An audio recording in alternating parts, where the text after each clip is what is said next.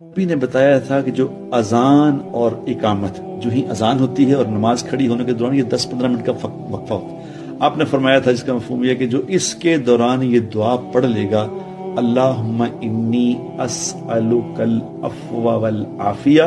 فی الدنیا والآخرہ، جو 3 دفعہ اس دعا کو پڑھ لے گا اذان اور اقامت کے درمیان، اس کو 4 اللہ انعام دیں گے۔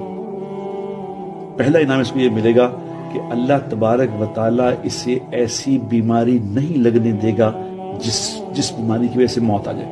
یعنی خطرناک بیماری سے اللہ اس کی حفاظت فرمائیں گے، نمبر 1۔ نمبر 2، اللہ تبارک و تعالیٰ اس کو تنہائی کے گناہ سے بچائیں گے،